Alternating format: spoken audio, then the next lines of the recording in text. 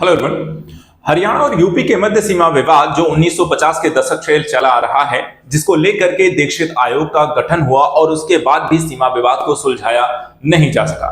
हाल ही में इस विवाद को सुलझाने को लेकर के डीमार्केशन कॉलम को मंजूरी दे दी गई है, जिसके माध्यम से सर्वे ऑफ इंडिया की सहायता से इन दोनों ही राज्यों के सीमा विवाद को सुलझाने का प्रयास किया जाएगा। आज हम यहाँ पर इसी मुद्दे को समझने का प्रयास करेंगे। आखिर 1950 से चला रहा यह सीमा विवाद के न सुलझने के कारण क्या है, यह सीमा विवाद किस क्षेत्र में है, इसके पीछे का कारण क्या है और अभी तक की वर्तमान जो स्थिति है इसको सुलझाने को लेकर के प्रयास क्या किए जाएंगे। सबसे पहले देखें तो जो न्यूज यहाँ पे चर्चा का विषय है, एक यहाँ पे आर्टिकल आया है उसको लेकर के कि हरियाणा यूपी के बीच सुलझेगा सीमा विवाद, डीमार्केशन कॉलम के लिए 7.75 करोड़ का मंजूरी दी गई है। 1950 से यह विवाद चला रहा है और आयोग तक इसके लिए बनाया जा चुका है, जो इस विवाद को अभी तक सुलझा नहीं पाया है। तो चलिए इस पूरी घटनाक्रम को डिटेल से समझते हैं। सबसे पहले देखिए जो हाल ही में चर्चा का विषय बना है, जो वित्तीय मंजूरी दी गई है इस विवाद को सुलझाने को लेकर के, उसको देखते हैं।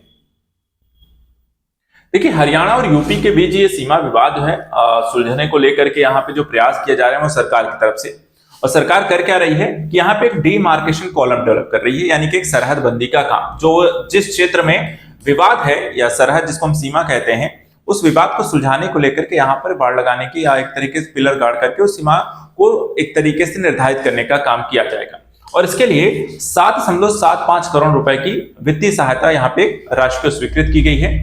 इस परियोजना को लेकर के अब एक डिटेल्ड एस्टिमेट की मंजूरी का इंतजार रहेगा, जिसके बाद यहाँ पर देखा जाए तो टेंडर जारी करके ये पिलर लगाने का काम शुरू किया जाएगा। जो अभी तक विवाद है, जो सीमा में इस पिलर को नहीं गाड़ा गया है, वो क्यों नहीं किया गया है वो समझिए। देखिए अगर हम देखें दोनों ही राज्य यानी कि यूपी और हरियाणा जो है ये यमुना नदी को साझा करते हैं, और यमुना नदी के प्रवाह लगातार बदलने के कारण इस क्षेत्र में यहाँ पे सरहद का निर्माण नहीं हो सका है।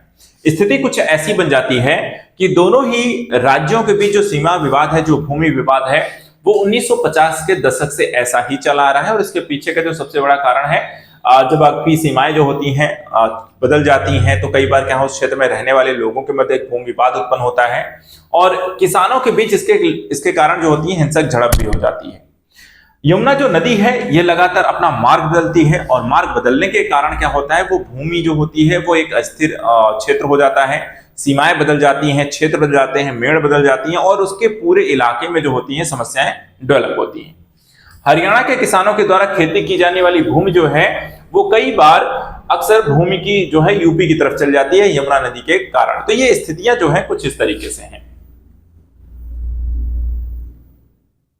अब यहाँ पे देखिए सर्वे ऑफ इंडिया जो करेगा इसके लिए सहायता करने जा रहा है, यानी कि जनवरी 2020 में हम देखें तो दोनों ही राज्य सरकारों ने एक संयुक्त बैठक की, जिसमें सर्वे ऑफ इंडिया की सहायता से जो सीमा स्तंभ है, जो खंबे हैं, जो सीमाओं पे लगाए जाने हैं, जो गायब हो चुके हैं, लगाए गए थे कुछ जो कि सीमा प्रवाह के कारण आपको गायब हो गए हैं, उनको फिर से लगाने की सहमति बनी।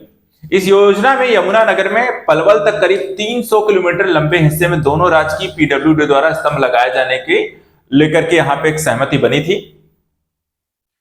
और तब भी देखा जाए तो अभी तक इस पर काम नहीं हुआ है, और उसी को लेकर के अब यहाँ पे ये काम शुरू होगा। देखा जाए तो इससे पहले 1970 में दीक्षित समिति का भी गठन किया गया था। सीमा विवाद को सुलझाने को लेकर 1970 के दशक में समिति का गठन किया गया। 1979 में देखें तो दीक्षित पुरस्कार या हरियाणा यूपी सीमा परिवर्तन अधिनियम 1979 के द्वारा नदी के प्रवाह के आधार पर सीमा निर्धारित करने को एक अपना उन्होंने प्रस्ताव पेश किया था।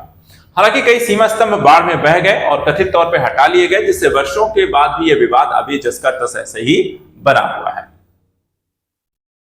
देखा जाए तो 5 साल पहले की यहाँ पर परीक्षण यहाँ पर इसको लेकर के किया गया था, जो 2020 की हम बात यहाँ पर कर रहे हैं कि अक्टूबर 2020 में करनाल के बड़ी कला गांव में परीक्षण का काम शुरू हुआ था, ताकि एक सीमा का निर्धारण किया जा सके।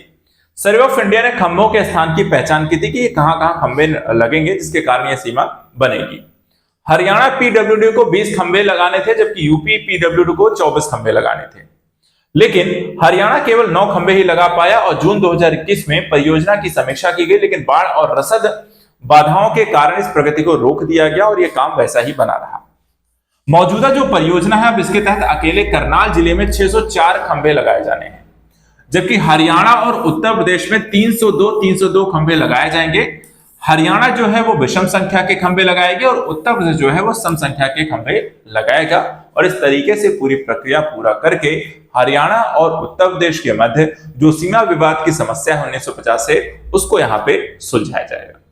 करंट न्यूज एनालिसिस के अंतर्गत आज इतना ही। ऐसे इंपॉर्टेंट टॉपिक्स को लेकर के हम यहाँ पर आपको पढ़ाते रहेंगे। आप हमारे साथ लगातार बने रहें। Thank you so much and good luck.